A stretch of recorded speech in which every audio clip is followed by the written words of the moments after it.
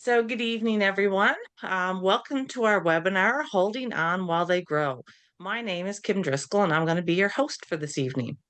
Before we get started, though, I'd like to take a moment to acknowledge that we, the New Brunswick Adoption Foundation, is a provincial entity. We acknowledge that we carry out our work on the traditional unceded territory of the Wolastoqey, Mi'kmaq, Passamaquoddy peoples. This territory is covered by the treaties of peace and friendship which these nations first assigned with the British Crown in 1726. The treaties, though, did not deal with the surrender of our lands and resources, but in fact recognized Mi'kmaq and Wolastoq titles established in the rules for what was to be ongoing relationships between our nations. We, the staff and members of the board, pay respect to the elders, past and present, and the descendants of the land. We honor and acknowledge our keepers and seek their guidance as we strive to develop closer relationships with the Indigenous people in New Brunswick. As an organization focused on vulnerable children in the care system, we express these words with both humility and hope. Tonight, our goal is to learn about parenting teens with trauma and attachment challenges. So I'm so excited to welcome and have Andrea Chapman. So welcome, Andrea. Before we dive into our discussions, though, I'd like to go over a few of our housekeeping items and remind everyone about our network and upcoming programming. So, the New Brunswick Adoption Foundation's nonprofit organization, and we aim to promote and advocate for children in the permanent care of the province. Our vision is that every child or youth in permanent care of the province finds a permanent family. So, when we're talking about upcoming programming, we next have Riding the Wave, which is parenting tweens to teens on February 19th. While You're Waiting, which is for pre adoptive participants only. And Late Night Talks is February 26th. You can find all of our registrations, though, on our website at nbadoption.ca. The last part of the housekeeping items is that we want you to get the most of this presentation. So I'm going to encourage everyone to switch to speaker view. You can find that by going to your top right-hand corner under the view options so you can focus on our presenter. We love engagement here. So please do use that chat feature throughout the presentation. Andrea and I have spoken about this, and we want this chat to happen organically, like the questions come up organically. So please feel free, put some questions into the chat. Of course, we're going to pick a few and try and get through them. But if we don't get through to them, believe me, we have 30 minutes at the end of the presentation where Andrea can answer your questions. So please be reminded that when we're doing this, that this is live, recorded. So we'd like you to keep any identifying information about your children to protect their anonymity. So an example is you may say that you have two children born to me and one child not born to me, their ages 6 to 10. So at the end of the webinar, there will be a very short survey to complete. So please take the literally 60 seconds to do that. We greatly appreciate it because your feedback is so invaluable to us and it supports our ongoing work. So now introducing our presenter, Andrea Chapman, writer, author, adoptive mom, and founder of A Child's Song. I'm going to turn it over to you now, Andrea. Awesome. Thank you so much. Welcome, everybody. Yay, a whole evening to talk about teenagers. I think that, of course, you're going to hear things tonight that might apply to kids across the whole developmental spectrum, but definitely, I find that people going into adolescence often kind of like fear it a little bit. And I just wanted to say that I'm on the other side of it officially right now. So my youngest turned 20 in November. So I'm officially made it through the teenage years, and we celebrated together. And I just have to say that there was a lot of challenges. I have two girls through adoption, a lot of challenges, but also it was some of the funnest times. And so I think that's important to remember that kids in this stage become such good companions. Like they're so funny and interesting, and they develop their own ideas, and they can challenge you, and you also can learn things from them. I think I'm pretty like tech savvy, and then I get around my kids and I just feel like an idiot. So, like there's so many things that they can teach you that you don't know. And so it's like the role reverses a little bit, which is sort of fun also in this stage of life. So, just all that to say that if you are in the thick of it right now, hopefully tonight what you'll hear is a couple things. One, that you're doing the best you can with what you've got, that you might get some tools here tonight that you didn't have before, which would be totally awesome, that you could try some new things. And also that, to look for the kind of light, the little glimmers of light and joy, and really just dive into those. Don't be afraid to enjoy your kid, even though you know tomorrow could be a total disaster, right? Take those moments and be with them and enjoy them. Rather than sort of holding on to that tension that you know is inevitable the next time you say no about something. All right, so let's start with the slides. So I thought this was so interesting. This idea that as kids develop, their brains mirror their parents' brain. And I don't think this has anything to do with biology.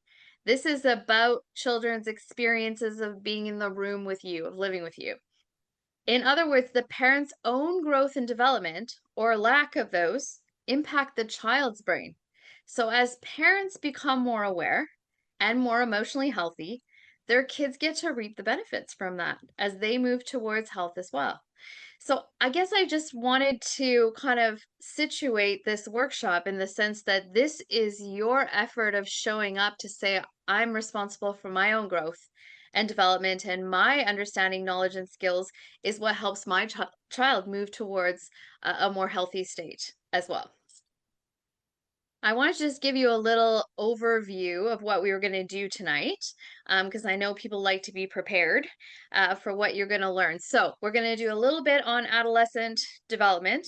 And my goal here is not to sort of assume you don't know anything about adolescence, but to show you the things that I think are relevant so that we can contrast those with what happens when kids have experienced developmental trauma. So here's where things are when we have kids who have not been impacted by developmental trauma, and then here's what it can look like when there has been the impact. So I'm going to kind of reflect on that a little bit in the beginning, then talk about some of the behaviors that people find. Either the behavior is persistent, meaning that it was already there in childhood, but now it's just harder to manage in adolescence, or on the flip side, this is new behavior. I've never seen this from my child before. They turn 13 and suddenly, out of the blue, I'm having all these behaviors I didn't have before.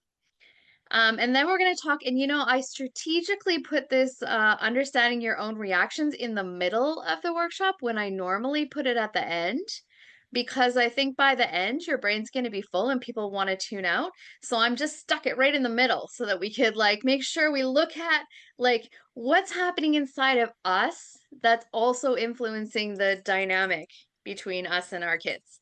And then we're going to go over this little thing that I call respect. It's kind of like a little way of sort of imagining some positive responses starting with each letter of the word respect. And then we're going to talk about limit setting just a little bit and how co-regulation kind of comes into the picture if we want to be effective at being able to set limits. So that's the general overview. Let's dive in. All right. So I think that if I just imagine that there are literally different parts of the brain that we as adults access more often than a teenager would access. And for those of you who are in the thick of this, probably the word drama comes to mind often. What is all this drama? The emotions and the intensity and, all of the overreactions kind of that happen. And that's really because teens process information through the emotional part of their brain. That is literally what is happening in their brain development at that time. And it's not what is happening in your brain. And so it feels potentially irritating, maybe a little bit uncomfortable, a little bit annoying at times, maybe. But if you reflect back on your own adolescence, likely you can come up with a moment or two where you might have also been operating a little bit more from the emotional part of your brain. But what I find is that this is one of the things that causes so much friction. How many times have you had a conversation with your teen about something logical? You've presented your case. You know it's a sound case. You know it's clear, and you've been clear and kind, and you've presented it, and their reaction is totally emotional and absolutely not steeped in logic at all. And there you are frustrated that you can't get this kid to follow this very simple set of logic that you've presented to them. And how on earth are they ever going to do life? Right? And so imagining that this is literally a different part of the brain than what you are accessing on a regular basis, and therefore the tension that can happen in interactions. And I just think understanding that can give you a moment of a couple of things. Maybe a little bit of clarity around why the interactive dynamics are looking like this. Maybe also you could take a deep breath and be like, this is not just my teen who's lost their mind. This is just how teenagers' brains kind of are right now. And just being able to keep it in mind when you're having interactions with them. Okay, I see what's happening here and I know why. And maybe also lowering your expectation for them to be able to follow your logic. I mean, even if they can follow it, they don't care, right? Okay. So it's important that we also can just be like, that's okay. That's not defiance. It's not them hating me. It's not them trying to make my life miserable. It's just not where their brain is at right now. And I most of the time when I speak with teenagers, their first couple of sentences, when we're referring to their parents, they don't listen and they don't understand me. And also, how many times has your kid screamed at you, you just don't get it? That kind of thing, you know? And I don't think that they're saying you don't get what's going on right now in this very moment. I think that you don't get me is that feeling of being misunderstood because in their mind, I can only operate with what I've got. I can only operate with what's available to me in my own brain and body right now. And what you're asking of me doesn't make any sense to me at this moment. So that's just a little bit of like, let's make sure we have some baseline understanding about what is the difference between where kids' brains are at and what is difficult behavior. Hmm. Um, One of the most exciting things that I've been able to do over the last couple of years is to create an online course with a discussion component that speaks directly to developmental trauma. So what we do is we go through every stage from 0 to 18 and talk about what are the developmental tasks in each stage and what happens when they get interrupted.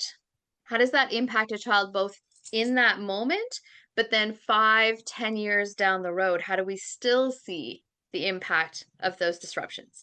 So from that material, I've pulled just this little chat about the 12 to 18-year-old stage of development. So I like to use Erickson's stages as kind of a way to just mark the different sort of categories. And so Erickson talks about this 12 to 18 years as like the identity versus role confusion. So for typically developing adolescents, their job at this stage of development is to be able to understand themselves and form their own personal identity. They do this by exploring all sorts of things. How many of your children have come home with different colored hair, strange clothing items, some piercings in places you didn't realize were optional? Like just there's a lot of exploration. They come home and now they're vegetarian. They still eat meat, but they want you to know they're vegetarian. And now we need to change all the ways we're doing everything in this house because we're vegetarian. And so all of this is about like exploring identity. And if kids have a chance to do that without somebody interfering and basically calling it all bad behavior, or ascribing a particular identity that a child has to have, if we let kids within reason, within safety boundaries, to explore themselves. I always say to parents, that thing that you're having a fight over, is it safety related? Is it about respect? If not, is it really necessary to cause a big fuss about that? You know? So let them explore. This is what kids are supposed to be doing. They're supposed to be looking at their identity, their sense of self. What do I value? What's interesting to me? What do I believe? How many kids have changed their beliefs from 13 to 18 like 16 times? Right? That's exploring. And then we say to them, well, that doesn't make any sense. You didn't feel that way last week. Well, yeah, and they look at you like, how's that a problem? This is what exploration is about. So when they resolve this conflict, this whole identity versus role confusion, um, they have this like sense of healthy personality development. I know who I am. I know what I like. I know what I believe. I know what I think.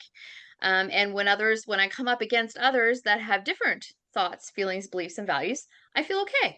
I'm comfortable with that because I know who I am. Role confusion happens when kids just aren't given the space to explore, or they find the process too overwhelming or distressing. And trauma, of course, influences this process because if the children are in traumatic circumstances during this stage of development, their primary goal is not identity, their primary goal is survival. Survival. Identity is not something that happens when when your base needs are not met. For some kids, what we'll talk a lot about asynchronous development tonight. For some kids, they arrive at 12 to 18, having had multiple stages of development interrupted, but now they're in a safe place. Now they're in an environment that cares for them and understands their needs and does their best to meet their needs. But they haven't resolved the past 4 or 5 stages yet. And so this identity development, two things can happen. One, it's just put off for the future. It's not even explored because they're still working on prior developmental stages. Or two, it's really messy because they're still working on the 3 to 5 peer relationship kind of stuff that should have happened in that stage. And they're trying to say, I'm independent. That stuff gets really tricky.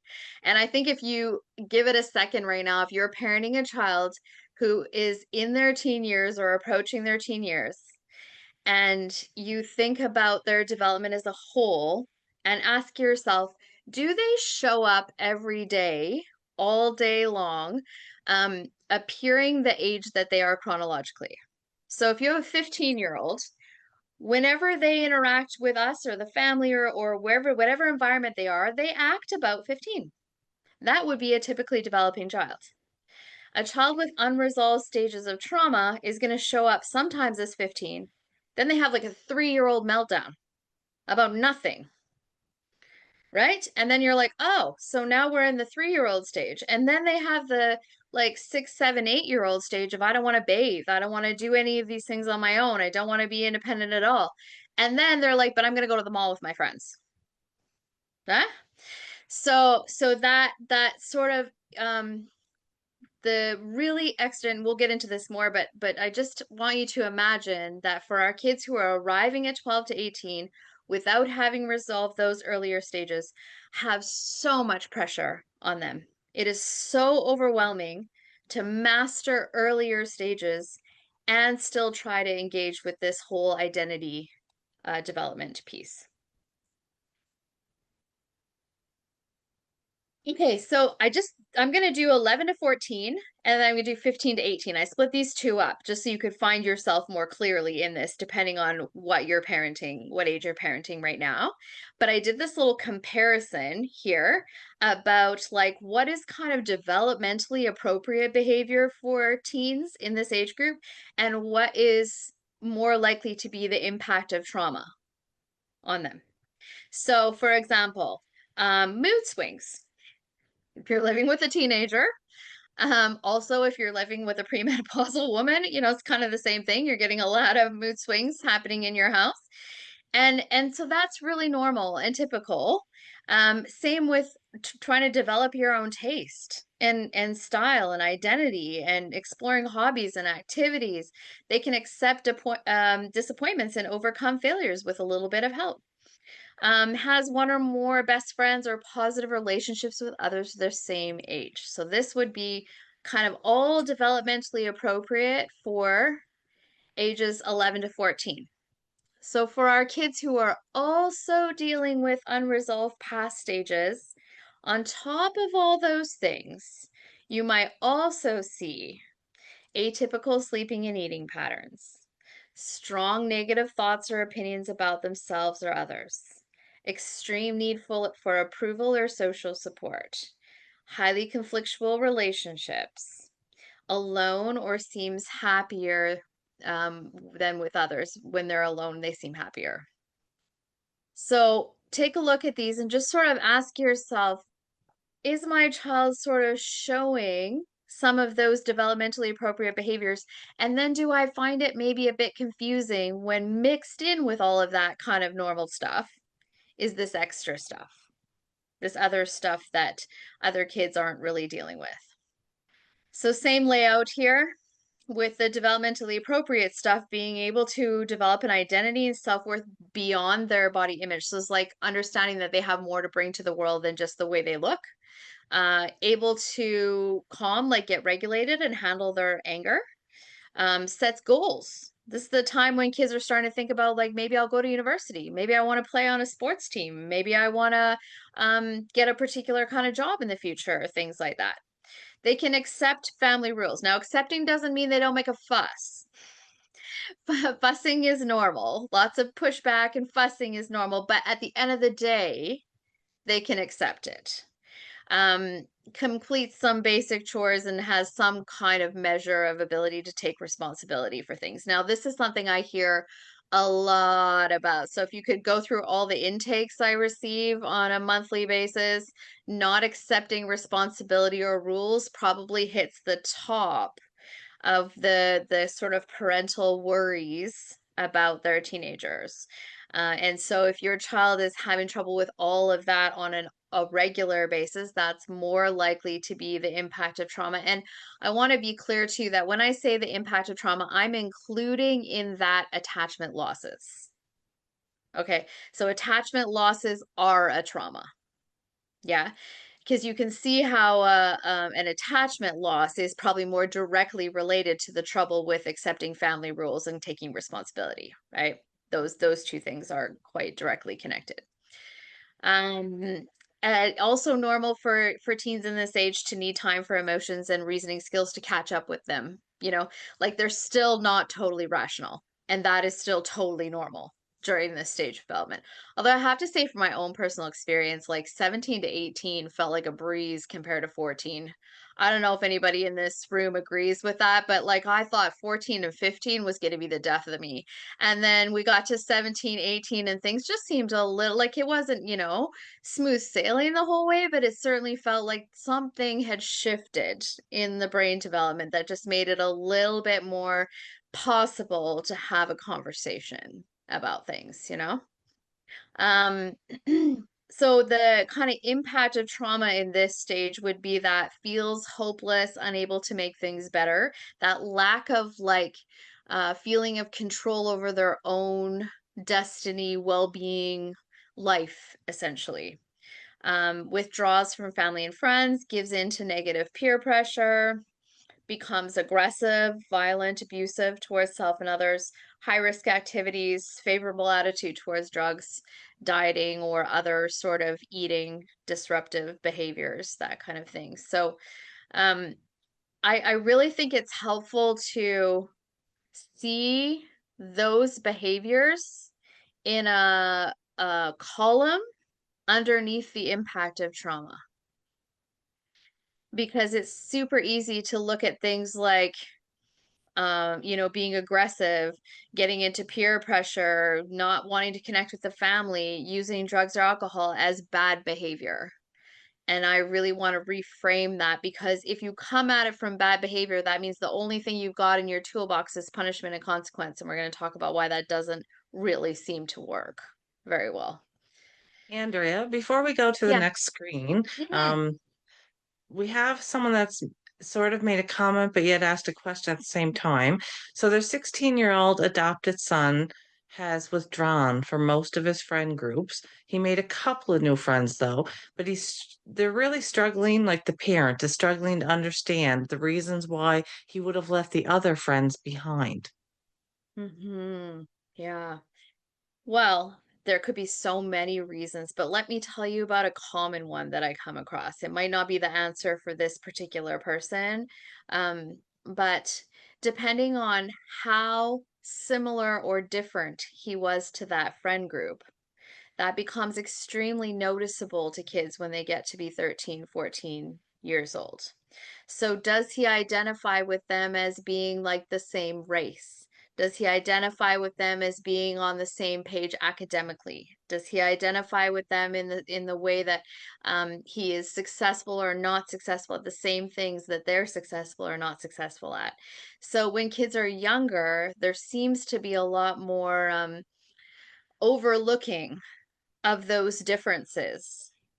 And when kids get older, those differences can become almost like they might feel like they're a negative reflection on them when they're in the presence of these peers in some ways. So, yeah, that's one of the first things I could think of for sure. And if your child is struggling to achieve in a certain type of way, whether that's academically, socially, athletically, whatever it is, the shame feeling that gets activated in kids who've had big losses make them want to push away from those experiences. I Does that make love sense? that. I think it makes total sense. Um, if we have time, do you have time for one more question until the Yeah, next slide? go Okay. ahead. So, her 13-year-old son has been with her for almost 3 years. He's loving and affectionate until he's not. And that happens when I say no or when I ask him to do a chore. Then, in a heartbeat, there is a meltdown. Is this neurodiversity, Mm. PDA, attachment disorder, early life trauma caused, or could it be just all of the above? Yes. Well, the differential diagnosis without a whole bunch of information, I'm going to steer away from. But I do have things to say about that. And here's how I think it's best to look at it. So let's take a typically developing 13-year-old and you tell them to do something that they don't want to do. They're going to have feelings about that. It might make them a little annoyed. It might make them more annoyed depending on their personality or their temperament. It might make them feel like, why do you always ask me to do stuff? Or can't you see that I'm like tired or I don't want to do that? So they'll have a pushback kind of reaction. It's very normal. And if you're dealing with a child with a normal reaction, then you also just continue with empathy to set the limit and you move on. This is the way it is in this house, kiddo. We just have to do this. And then your child who has a typical regulating system inside of their body manages their discomfort, maybe huffs and puffs, maybe doesn't talk to you for an hour or two, maybe does a half job of what you ask them to do, but they're going to move on from it. Okay? So your child who does not have a regulated nervous system, when they feel good and they can be the best version of themselves. When they hit something that their body interprets as stress, they have like this much coping capacity for those negative feelings. So instead of being able to absorb them, like typically developing kids, they are super reactive because their stress system is saying to them, you are putting me in a position of having negative feelings that I can't handle, can't control, are overwhelming too much. Now, I'm definitely not saying this to suggest that we never ask these kids to do anything, that would be not a good solution. But in order to be able to ask them effectively, you have to know how bad it feels when you ask, because that will change how you ask when you ask, the way you ask, in order to help them stay regulated within a request that creates a big feeling. I think that's probably the best I can do for an explanation for that without detailed information. Excellent. I'm going to hold on the third question until you get through another slide or two, and then we'll come to that one. All right. What happens when a teenager doesn't have a healthy start to life and experiences of developing independence until later? So often we see kids feeling a little bit unsure of themselves, confused about their goals, struggle to make future plans, might be overly dependent or easily swayed by peers. Often a big concern for parents is like really unhealthy romantic relationships. How is that these kids manage to find the one other kid who also has trauma in the whole sphere of their world, and that's the kid they're attracted to, right? And now we've got all this, conflict, and really it's because their brains move towards somebody else who has a chaotic internal system because that's what feels normal to them, you know? And then they recreate the chaos with this peer that they've experienced early in life or that they just continue to feel inside on a daily basis. So, there's not really a solution for that. I always just say understanding it better makes your response better. And anybody who's tried to tell a kid to stay away from their romantic interest knows that that's like you have to send them to another country or, essentially tie them in the basement because those are the only two ways that you're going to avoid that kid finding that other kid that they want to be near. So it's really tough. But what I feel like is the most helpful thing is just recognizing the patterns that look like this because no teenager arrived at adolescence without showing signs of this earlier on. This comes up in chaotic grade 2 relationships, right? So there's signs of it, and as you see those signs, increasing your child's awareness of why their body's moving towards that chaos and what it can do in relationships with kids who don't have chaos inside of them, and how to make those relationships feel fulfilling and important and all of that kind of stuff as well. So self-awareness in kids is the biggest buffer, I think, for those really unhealthy relationships.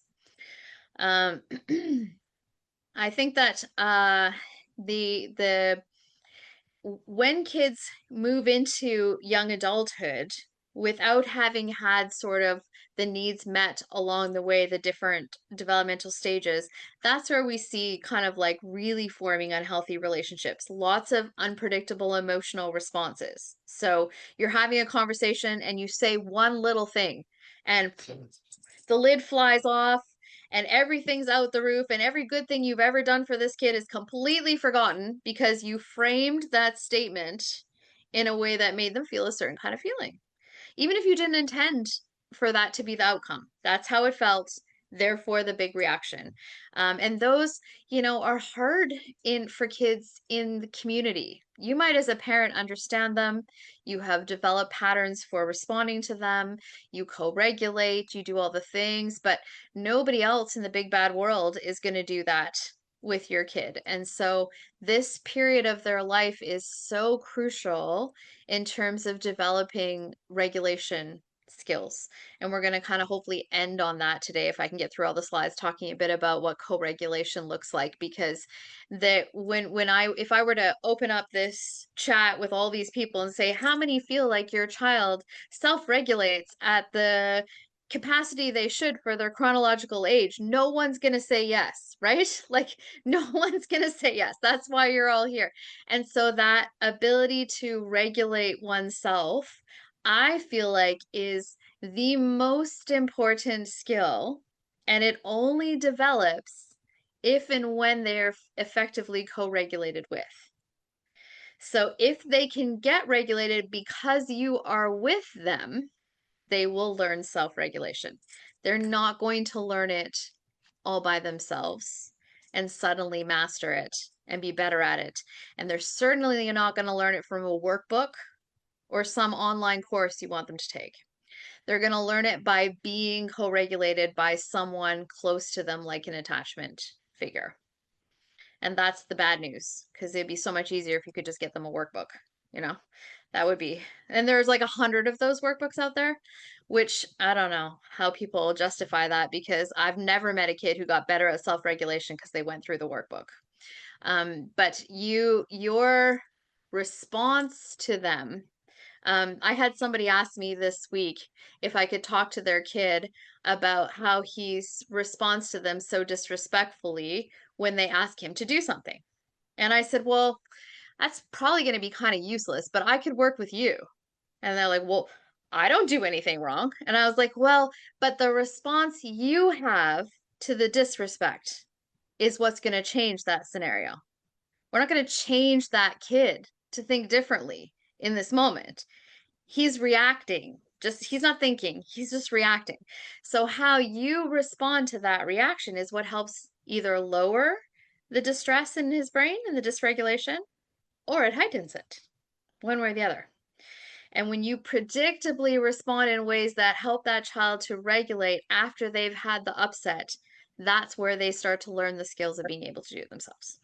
So I think when kids have particularly 0 to 5 traumatic experiences or attachment losses, that period of development has a very big impact on how they manage adolescence.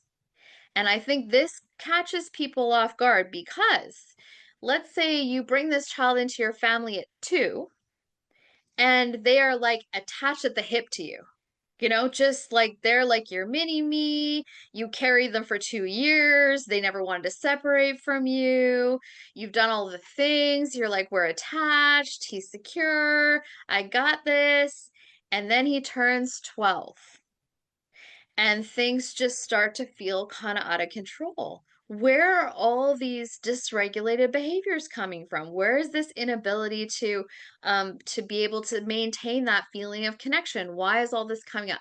And those early experiences, particularly if children are not walked through them repeatedly to the point where they understand them, those experiences just kind of lay dormant in the body and start popping up when things start changing developmentally, somewhere between 11 and 13, 14-ish.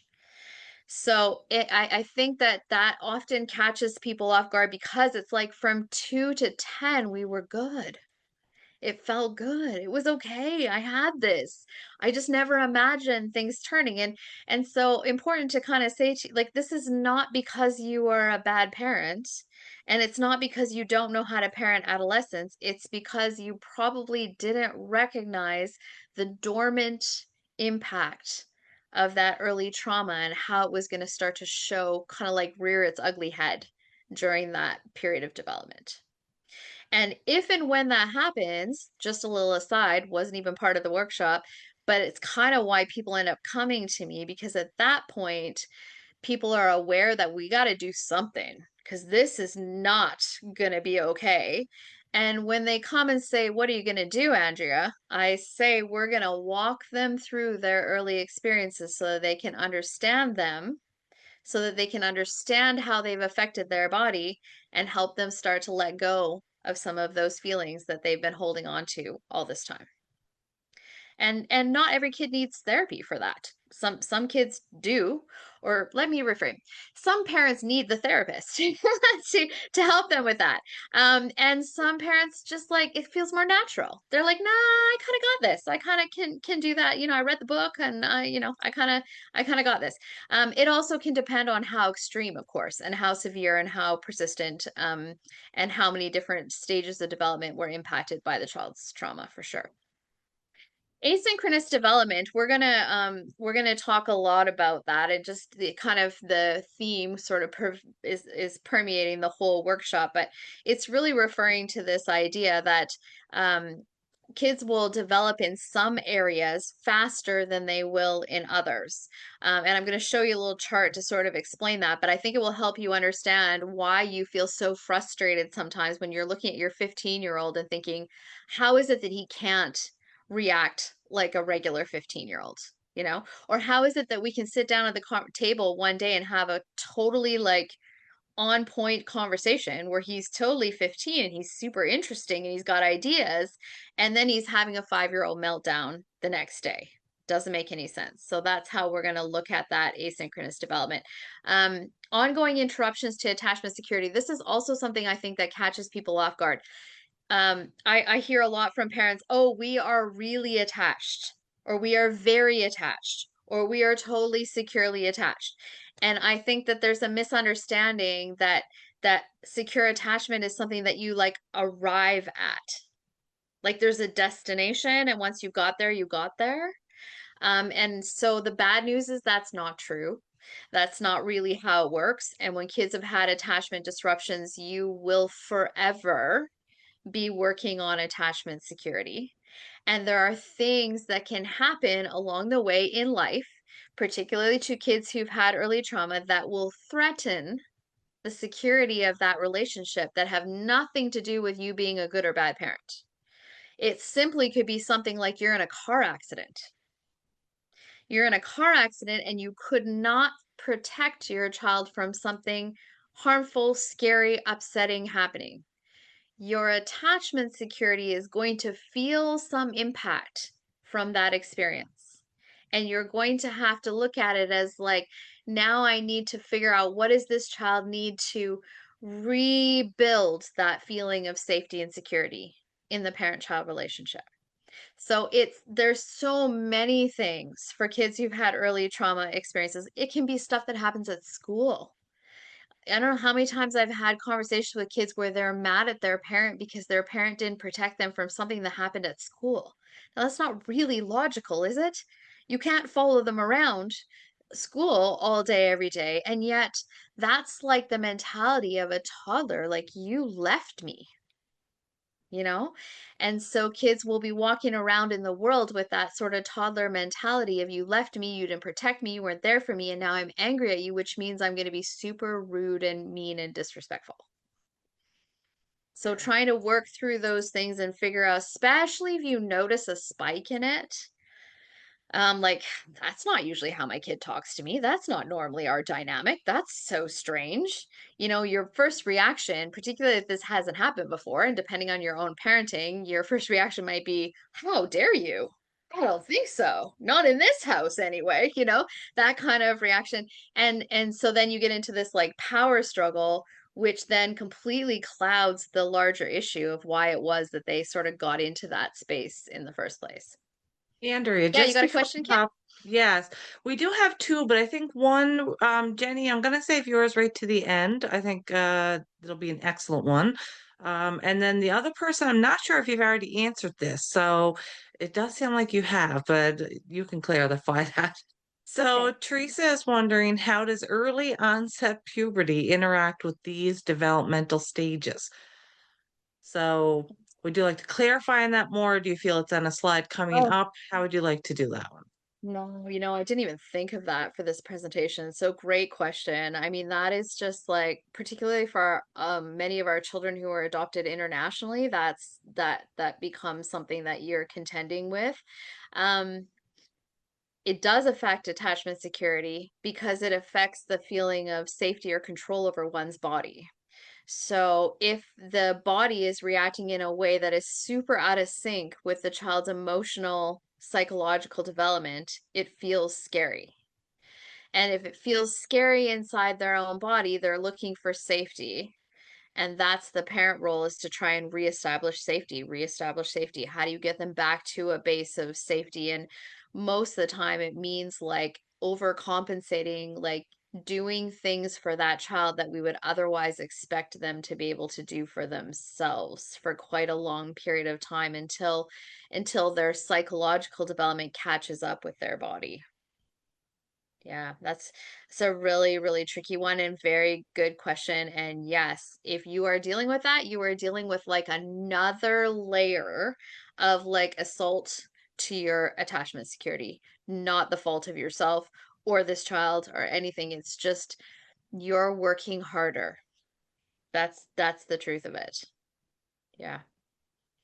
Thank And you. by the way, so if anyone asks a question and I answer the question and I totally missed the boat or misunderstood what you were trying to get at, or like only answer three-quarters of it. Just continue to put the rest of it in the chat. I'm happy to have follow-up statements from that. Excellent. All right. Um, so I think that when I was mentioning that asynchronous development and also that early slide where we talked about what are the tasks in adolescence, um, there's this kind of big gap often for kids when there's like overlapping tasks. So I want to think of something practical. Like, for example, they're trying to build independence, but they can't go to sleep on their own.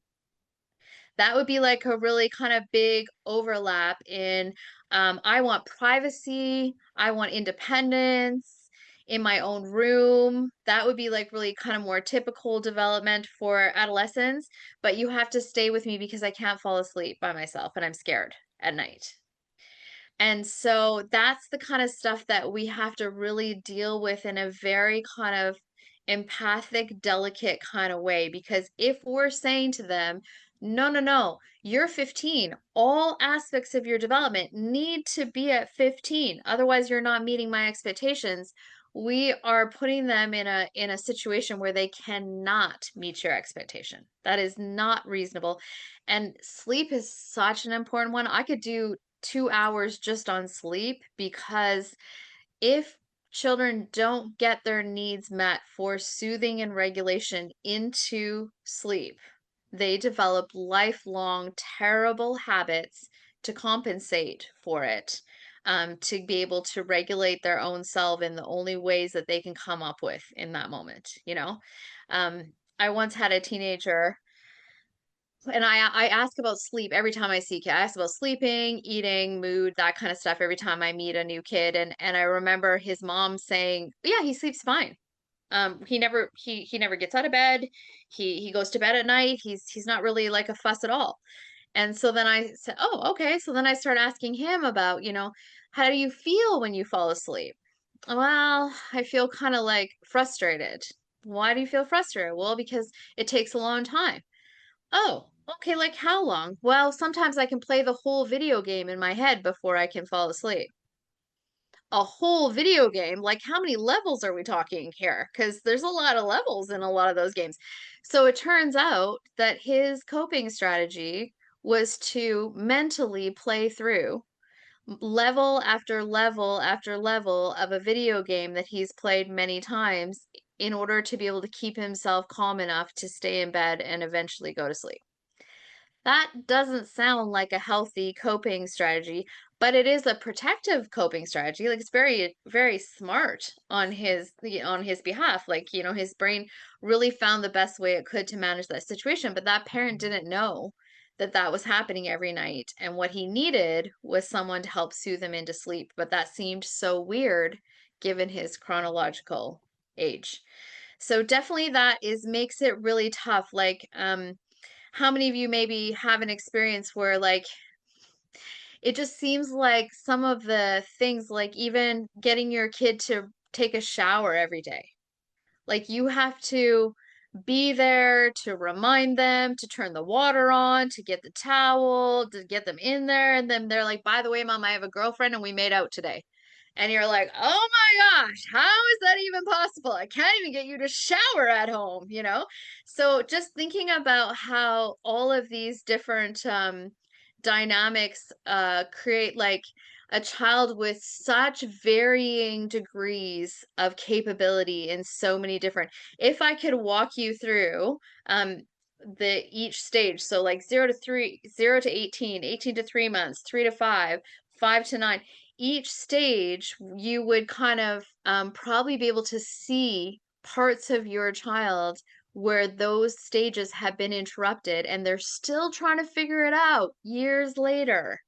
And it's still something they're working on, and they're trying to work on the stuff that's appropriate for their current chronological age. So we really need to help kids to be able to fill in the gaps and really manage our expectations so that they are able to continue to work on each part of themselves that's underdeveloped rather than thinking they have to hide those. If we just shove them underground, they're going to come out in a different, unfortunate kind of way. So asynchronous development means that your child will have some age appropriate skills and some skills that fall very far behind. Um, and understanding what they need to catch up in those areas that are delayed changes everything about how you parent. Okay, so let's talk about the green bar is our typically developing adolescent, and Cindy is our adolescent with some early trauma. And you see how all the green bars are very similar, you know? So this child is, oh, I didn't put that on here. I think this child is 14 years old, 14 and a half, something like that. So you can see most of the green bars are somewhere between 14 and 16, right? So this is kind of this kid is like kind of on par, on the ball. They're a little bit above in some ways, a little bit below in other ways. This is a very normal kind of way that a kid at that age would show up on a graph. Now, Cindy, we can look at her social relationships. She's presenting on the outside socially as being older than her chronological self. And I think you've seen that before. Kids who walk out in the world and everybody assumes by the way they look and talk that they're older than they are. Then her emotional development is somewhere around 6. So this is that big dramatic reactions, the inability to tolerate any stress, emotions going from 0 to 60 all the time, all of that big emotional kind of intensity. And then relationally, she's kind of seems kind of typical in some ways. Like she's oh sorry, no, we're about 10. So yeah, she's still delayed. Not as delayed as the emotional, but not as high as the social. And I think that's like the social piece is the part that people see. The relationship piece is how successful she is in relationships. So, it could be worse, but she's still quite a bit below her chronological age. Behaviorally, sort of on par with the relationship bar. Cognitive skills are actually like even above. She's bright. This girl's actually quite bright. So she's showing up. She might not do well in school because she's got all those other bars really low. But if you get her tested, she comes out as average or even maybe above average in some ways. So she's got a psych ed that is not reflecting the way she's presenting in the world on a day-to-day basis. And then physical development, of course, Cindy looks way older than her age and focuses a lot on her physical appearance as a way to try and make life easier for herself and to get people to be in relationship with her the way she wants them to be, so to speak.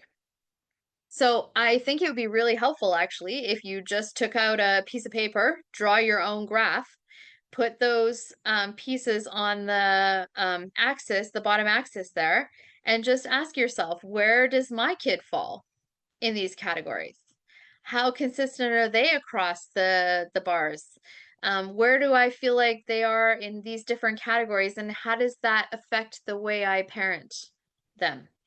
If I approach my parenting from the perspective that they need to reach the target of their chronological age, we're going to be missing the boat in lots of different areas. All right. The extra task for whether it's an adoptee, kid in care, children with trauma, is that they are constantly continuing to form secure attachment. I think that's the thing I want you to notice most about this slide, and I touched on it earlier. Um, the individuation, when kids are individuating from parents at a typical developmental stage, like somewhere between 13 and 18, they're pretty consistent in the way they're moving towards more independence. Kids who are dealing with early developmental stages that are still not met are going to have this really push-pull kind of relationship with parents. Come closer, do everything for me. Get away from me and let me have dependence. Come closer and do everything for me. Stop being in my space. Right? Does this sound familiar? So it's just like a constant, and you just kind of feel like you're walking around on eggshells a little bit because you never quite know which moment is the one where you're supposed to get close or not be close. And I think this is one of the hardest things emotionally, psychologically for parents or caregivers is to wrap your head around this is not you doing something wrong each time. It's you not being able to predict where your child is at that moment. And that's very, very hard to do. And so if we can relieve ourselves of the burden of feeling like we should know or we should do it right, and rather just say, when I put my best foot forward, do what I suppose is what's needed, and I get feedback that it's not, I can adjust myself. I can adjust myself. And that allows you to be able to move with this push pull without it creating so much emotional intensity on your part and so much conflict in the relationship. Oh, you're muted, Kim, but I can see you're trying to talk. Sorry, I was going to say I'm going to jump in here actually because I Okay. think Jenny's question goes really well with this. Okay. So, Andrea, she says, how is the best way to support my 12-year-old who comes home dysregulated with lots of anger and sadness and sometimes anxiety and uncertainty from visits with their other parent who has been a source of trauma? The teen hormones seem to add another layer. And where Mhm. you just had in the previous slide about there's, added trauma there and where the attachment, I thought this would be added trauma, right? Yeah. So what I understand is that she's going for a visitation with someone where there's been a broken attachment, essentially, is what we're trying to say. Okay. Yeah. Yeah, so that can be really painful, especially if she is sort of looking to get something from that relationship that she can't articulate or maybe can't get. And so that's what I would be looking for. What is it that when she comes back all dysregulated, my guess is that her need hasn't been met and her expectation hasn't been met. And she's having a little war inside herself about what that's about, or just feeling super confused. So really sort of trying to look at what is she hoping to feel when she comes home and how hard it is when she doesn't feel the way she's hoping to feel, you know? Something didn't meet her expectation there. And then, of course, the person she's going to take it out on is the person who is her closest attachment figure, right? So, knowing that, you can just sort of prepare yourself to say, when she comes home from those things, it's like every time I greet her the way I would greet a child who's been harmed, you know? Because that's harmful what's happening, and yet it's not really something you can stop. I think it's likely something that is going to continue. But when the attachment trauma and the loss and the disruption isn't resolved between two people are looking to get their own needs met without understanding what the needs of the other person is. So this mom is looking to get her needs met, and this child is looking to get her needs met, and it's not working out. And probably both of them leave that visit feeling a little bit like it's not the way they wish it was. And so you are the safe place for her to come home to and express whatever disappointment, anger, frustration, upset. It's not the way she wants to feel. And your job is to get her back to baseline in whatever way you know how to do that and affirm your connection with her and the safety of your relationship. But yeah, that is a really tough one because you can't control what's happening over there, and it might continue to disappoint her. Although I do feel like whether you have a therapist involved or you feel confident to do it yourself, I feel like some self-awareness on the part of that child about what she's hoping for that she doesn't get might relieve the intensity of her emotional experience. Yeah. Because sometimes it's important for kids to be able to recognize this is what I wish for, and I'm not going to get it. And that's hard. It's really hard. Anything else, Kim, in the questions? No, that's We're good. great. Okay. All right. So you're going to look at this list and think, oh, yes, that looks familiar. Um, and for some of you more so than others, but these are kind of emerging behaviors that can come up during adolescence that maybe were sort of there a little bit along the way, but they're quite manageable, or they're just completely out of the blue and seem like they're not anything you've seen before. So take a look at those. We're going to kind of touch on behaviors a little bit as we go through because all of these behaviors are communication of some sort. It's either trying to tell you that they're working on a younger stage of development and it's not resolved for them, And oh, you know what? I just saw that chat pop up and I was actually able to read it. Thanks, Tracy. It should definitely have stealing on this list too, for sure. Yes. And that can be either emergent or it can be consistent in terms of a behavior across childhood into adolescence. It's just that in adolescence, things like stealing, lying, risk taking, all of a sudden, like the stakes are higher. You know, if you got a risk-taking 5-year-old, you can probably keep that business under control, keep them safe, you know? But you got a risk-taking 14-year-old and suddenly the stakes are higher, they have more access, more independence, and the behavior just feels so much scarier, for sure. How many have said to yourself, this behavior doesn't make any sense? It's not logical. And often parents find themselves thinking that when the behavior itself doesn't even actually give the child anything. You know, like you're like, what did you get out of that? Why did you even, it doesn't even seem to have an endpoint for you, you know? And that's so confusing. Um, and it can sometimes cause parents to attribute it to the child wanting to do something negative towards them. They're just trying to annoy me. They're just trying to get me worked up. They're just trying to upset me. You see how that like projection of your belief of their behavior can definitely impact how you feel about them. Because maybe it's not that they're trying to make your life hard, it's that they don't know how to manage the feeling they have inside of themselves at that moment. It can be difficult to identify triggers. I hear people say this a lot. Oh my gosh, they just go from 0 to 60. There's no warning, no triggers, no nothing. And I always say to them, that's not true. But I will agree with you that the trigger is like kind of hidden in plain sight. It's not something that you would typically consider to be a trigger. We have to expand our repertoire of what a trigger can be sometimes to figure out what it is that's causing that shift in feeling. And most of the time, the trigger is a feeling that the child got from something that happened in the environment. And that feeling is what created the severe dysregulation, which then moves into whatever behavior it is that your child seems to prefer when they're feeling that way. Um, rejection is really painful. And I think that this is the stage where you start to deal with that more.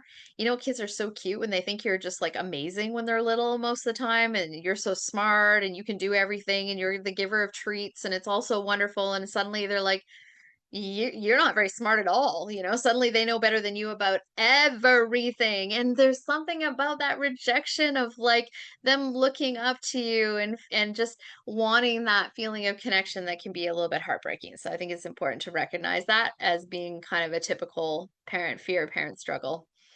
Anger can be super scary and evoke more anger. So I think that if at this stage your child is getting angry, their body's a bit bigger, sometimes that can really create a feeling inside of parents of anger themselves. Now we have two people in the room who are heightened and feeling angry, and really hard to get everybody to bring that down.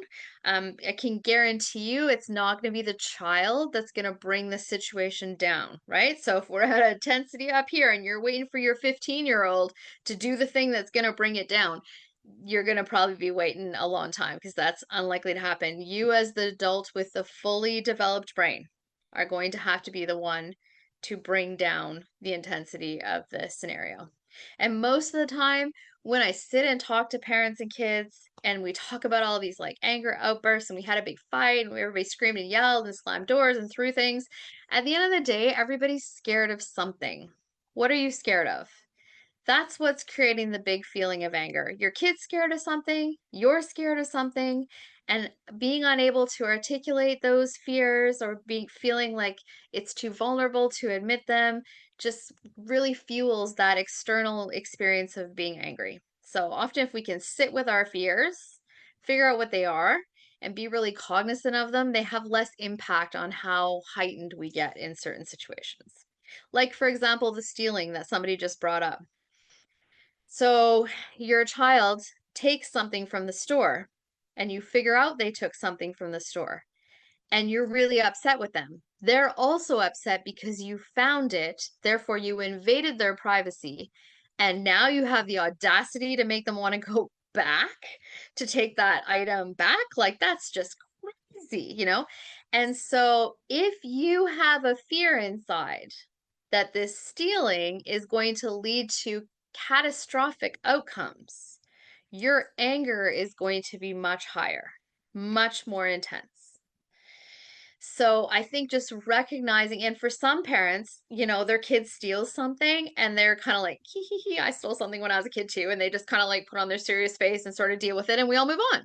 For some parents, that is a huge trigger inside. They identify that behavior with something alarming. And now we're dealing with a heightened parent and a heightened child. Lying or other behaviors that seem disrespectful can really challenge that feeling of connection and really enjoying your kid. And again, lying is one of those behaviors that people really struggle with, right? This is one where parents can get so emotionally triggered when kids lie about things, and yet, no matter what you do, you can't actually stop the lying, which is also infuriating, and then you attribute it to they're just a liar, that's the way they are. Now we're ascribing characteristics to a child who's probably using a behavior as a coping strategy for something they don't know how else to cope with. So I think just really being able to look at your own fears and how those impact the way that you respond in certain situations is really helpful. Okay, so we're this is the most unpopular slide of the whole workshop. So I'm sure people will have questions about this one, but I really feel strongly, and I've been doing this work for a long time. I have yet to come across someone who said, "Oh, it totally worked super well for me to really strictly consequence and punish my teenager who was had early trauma, and we did really well." I think that there's a couple of reasons why punishment and consequence don't tend to work very good with kids with trauma. It's because it's really attributing the child's behavior. Either you're compliant or you're non-compliant. There's no other middle ground in which there was another reason why that behavior seemed like the best choice for you in that moment. It assumes that all behavior is deliberate and intentional, which sometimes it is, and sometimes it is not. It's a reflex. A lot of really difficult behaviors in kids with trauma are a reflex where their body goes to the first thing that they can think of to help keep themselves feeling safe or calm. They don't account for the fight, flight, freeze response. So children often have behaviors that their body gravitate towards when they feel unsafe. Unsafe is not just a bear chasing you. Unsafe can be, I'm going to be made to feel stupid in this scenario, so I'm going to lie. That's a fight, flight, freeze response. Now, the lying is a response to their nervous system being activated. And it was the best, quickest thing they could figure out in that moment to avoid feeling shame or guilt. And then their consequence for it, which makes them, well, really, I always say to parents, the consequencing and punishment usually makes your kids cleverer at doing the things that you don't want them to do and not getting caught. Because that's where the brain will go is I still have to protect myself. I just need to do this better. I need to get better at it. I need to get better at lying. I need to get better at stealing. I need to get better at being aggressive, that kind of thing. And often just doesn't account for the fact that the need for safety, internal safety, will always supersede the need for something external. So, like, let's say you said, if you behave yourself all day, you're going to get Dairy Queen. And something happens during the day that activates that fight, flight, freeze response. Your promise of Dairy Queen is no match for the body's automatic response to protect itself. So now we have a situation where the body reacted to keep itself safe, and now the thing that you told them they could get, they can't get. All right. And it also typically responds in low or results in low connection, which leads to high stress and more complex behaviors. Honestly, the kids with the most complicated behaviors often are kids who went through a number of years in care or wherever they were, where the punishments and consequences were quite severe. And they developed coping strategies for those that are even harder to unravel and unwind over time, even with nurturing, caring, loving parents. All right. Nobody is hating on me. I don't have anything in the chat there, Kim. Oh my goodness, it's so the opposite. We have Felicia's even saying, as an adopted 34-year-old that was adopted at birth, I wish I would have heard all these things so long ago. It's so amazing. Oh, yes. Yeah. Yes, we have someone on our team. Dr. Joanne Crandall is an adoptee herself, and she's the psychologist on our team. And her role in our team is to meet with adult adoptees. That's what she specializes in, because that's not my area of specialty. And so, just given her age and her experience, it's like she can look across the lifespan and talk both from personal experience and from research about how early trauma, attachment losses, adoption, whatever category you want to put it in, how it affects people from across the lifespan, not just in, childhood and adolescence. While you were saying that, actually, we did get a question.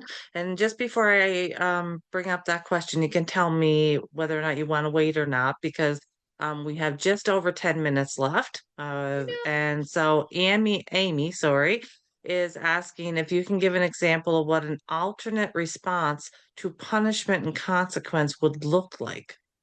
No. And I will answer that, Amy, because it was actually supposed to be answered in the last two or three slides of this, which we're never going to get to. So how about I'll just answer it right now? I can just tell from where we're at right now that that's going to be too much of a stretch to get there. But yeah, I did really want to look at number one, the idea of co-regulation. So until your child is regulated, any response that you give them is going to be ineffective. So when they've lied, when they've been aggressive, when they've tried to hide something, when they've done something that they know they're not supposed to do, in order to have any effective kind of impact on their brain, we have to be able to co-regulate them. That means that we get them to a feeling of safety. Now, it seems so ironic that we're looking at this behavior that's so not acceptable, and our first response is, how do I get them to feel safe?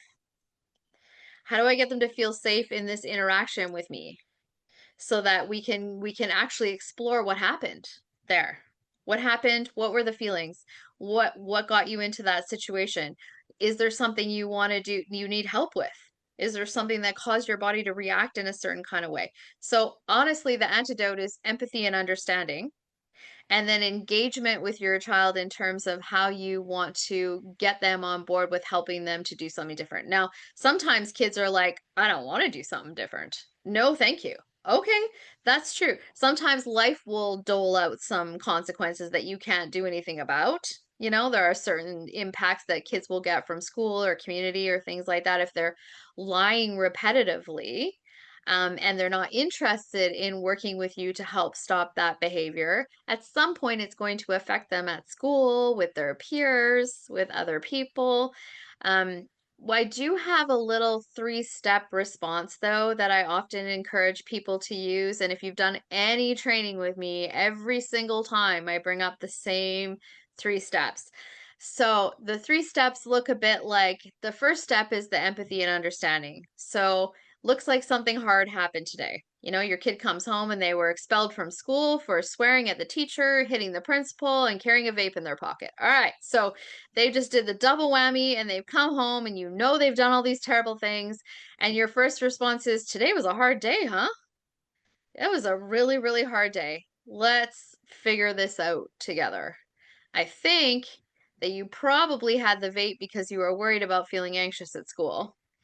And I'm going to guess that your teacher said something that gave you a really uncomfortable feeling, and it was hard to get back down to calm. And then I'm going to maybe guess that you went to the principal's office and he didn't listen to your side of what happened, and that got you really, really upset too. Am I on point here? Did I get any of that right? What you want to do is understand from their perspective what's happening. And then step two is there a limit you need to set? Sometimes there is, and sometimes there isn't. I mean, what would be the point in that case of saying the limit is no hitting teachers? Okay, well, I mean, I think they already know that, right? Like they're not supposed to hit a teacher. They're not supposed, but you can reinforce like when we're at school and you have big feelings, it's okay to come home. It's okay to call a parent. It's okay to take a break. It's okay to do this or that. It's not okay to hit somebody. So the second step is setting a limit if it's relevant, necessary, important. And then step three is walking them through some choices. What are choices for what you could do to manage that differently? If they're lying, for example, what is another way you could handle that really big feeling when your teacher said, "Did you do that assignment?" and you said yes, even though you knew you didn't do the assignment? What are two other ways we could handle that in the future? Um, and so, yeah, I mean, there's endless amounts of examples we could go through. I think sometimes the hardest ones people have are the ones where the behavior is something they fear the most. So, and you really want to check your fears because your fears are related to what you think this child is going to turn out like. And what your worries about that are related to something outside of this child's control, you know? So just really making sure that you're thinking that through and really recognizing when certain behaviors are triggering you. And recognizing that that's different for every parent. You know, for some parents, the lying is a huge trigger.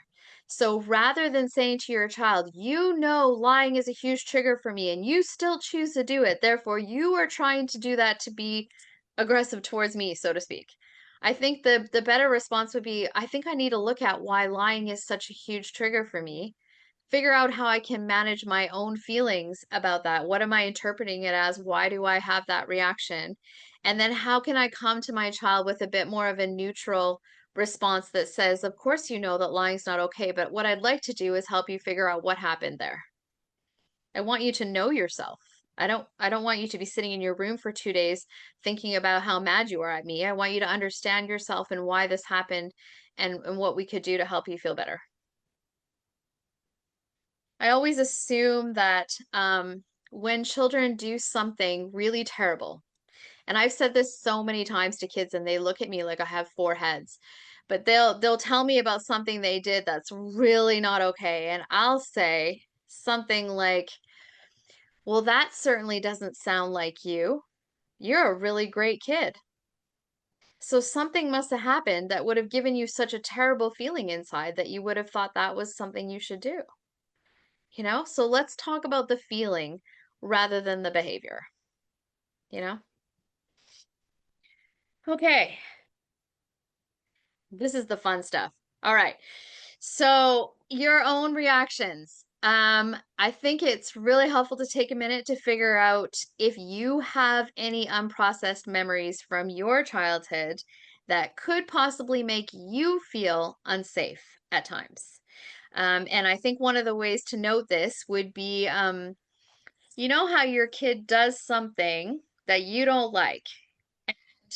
You can see or feel the internal reaction you have inside yourself and you can gauge it. So I want to say like your child does a behavior that in your mind you rate like that's like a 3 out of 10 behavior. It's not like the worst kind of thing, but it's definitely not a behavior that I want to see. It's like a 3 out of 10 intensity.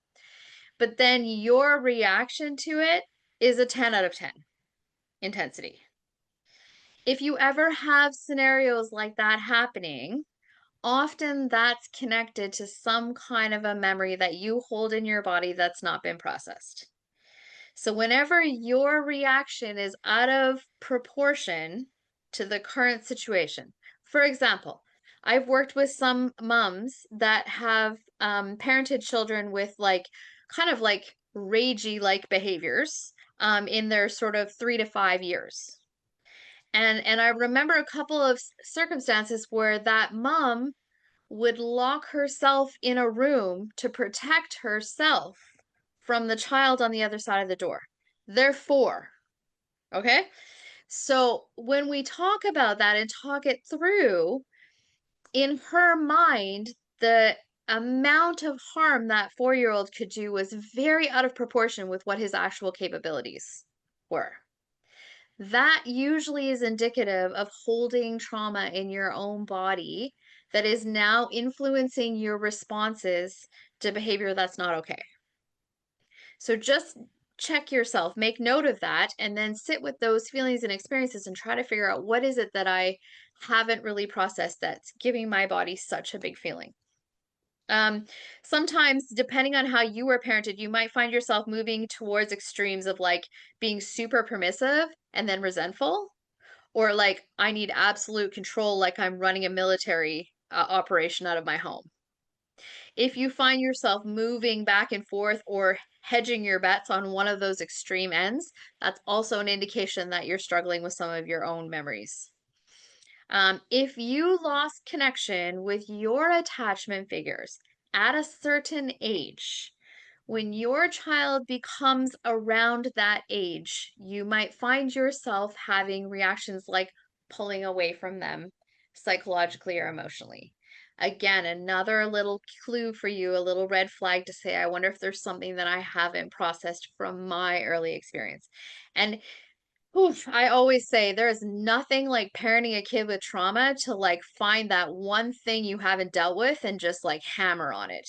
You know, that is essentially what it's like to be parenting kids with trauma. They will find that one thing, and if you have a few of them, now you're really in trouble because they're going to find them all and they're going to push at them. But it is also the way that I think, as a whole, parents who are caring for children with trauma, like we have to become more evolved beings. Like we don't have a choice.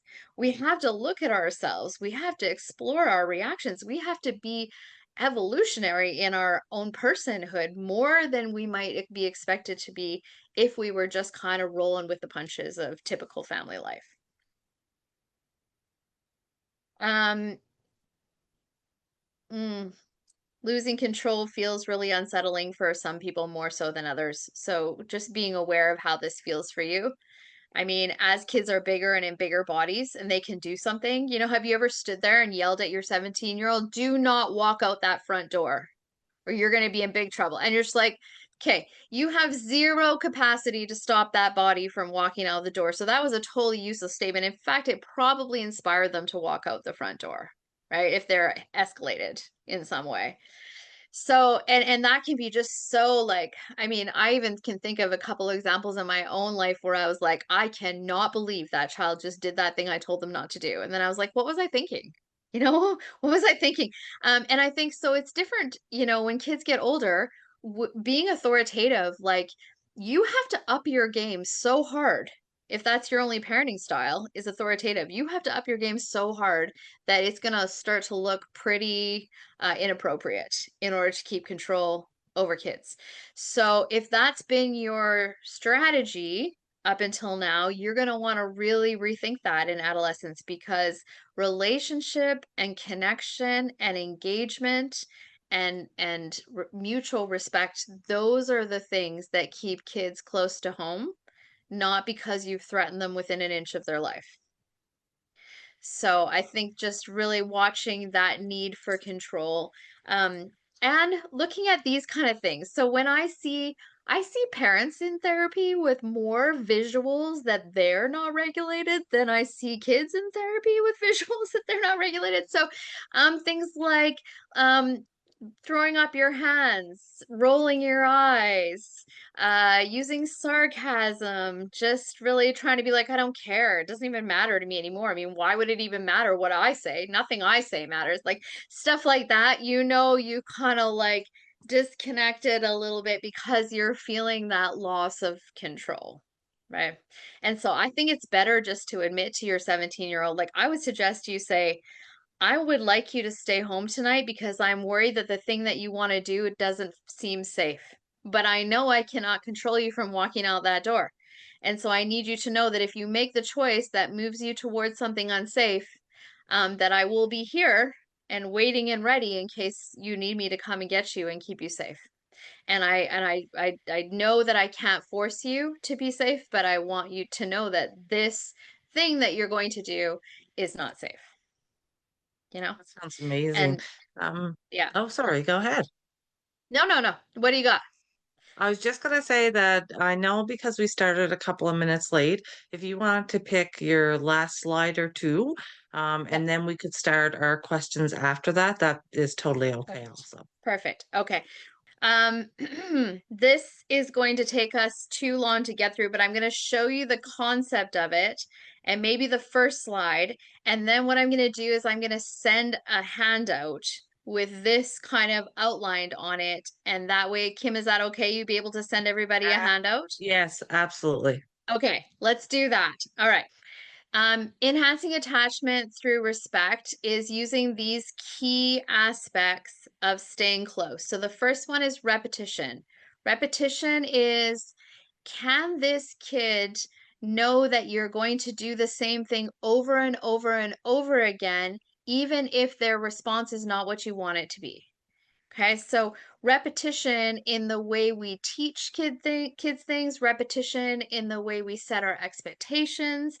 Repetition is what creates safety. Both repetition and predictability are the things that create safety for kids because they know what's coming.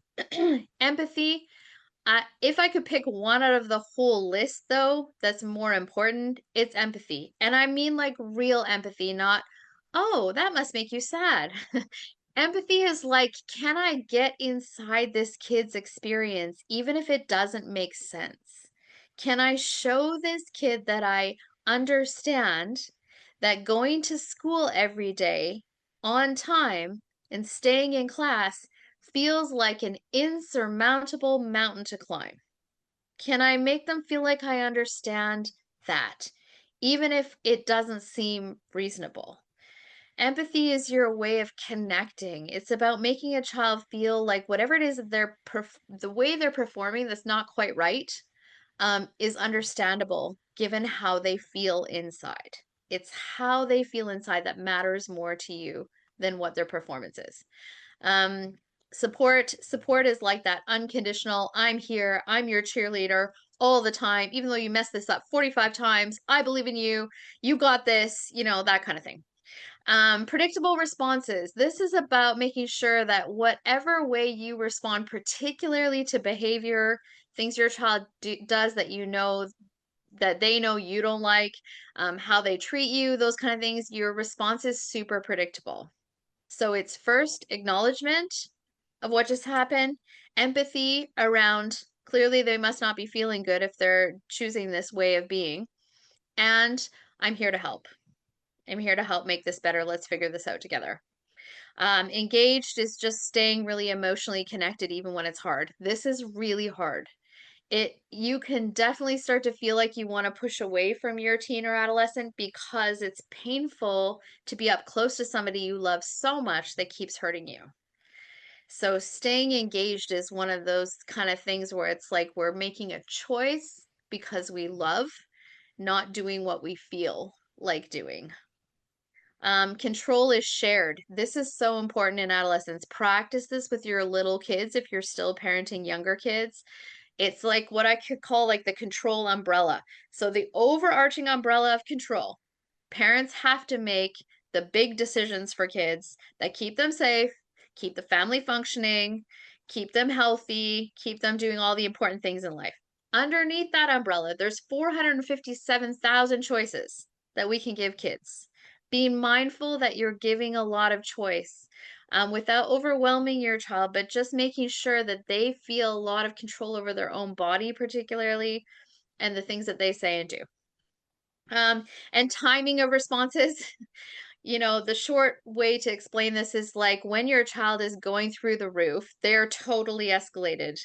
We are not trying to set limits, right? We're not trying to have in-depth conversations. We're not trying to get them to be logical. We can time our responses based on our understanding of when the brain is actually able to receive information. And it is certainly not when somebody's escalated. The whole premise of this is really just that because kids have missed stages and experiences along the way, adolescence is often going to need an extension.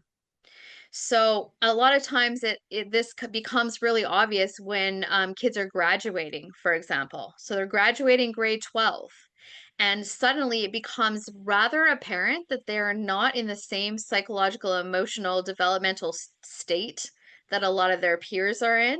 And the next stage of moving on is something that doesn't even feel reasonable for the child based on where they're at.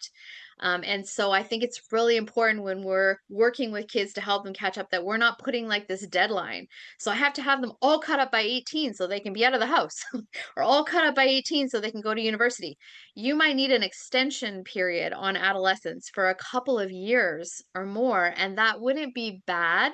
And it wouldn't be a sign that your kid's not doing well or that they're not developing. It would just be like saying, they really had a late start to this whole attachment, proper development kind of stuff. And so it would be so natural that they would need extra time tagged on to their childhood, adolescence. And that's totally okay. And the more your child thinks that you think it's okay, the more pressure you take off of them to feel like they need to be all caught up in exactly where their peers are. And I saw this so much. I still see this with my kids are 20 and 23. And I still think that there's some parenting things that are going on that probably other people who have typically developing kids without any traumatic background are probably not doing with their kids anymore. And that's okay. That's okay because I still see them moving forward, but they're not going to be at the same stage as their peers just because they magically hit 18 in graduation.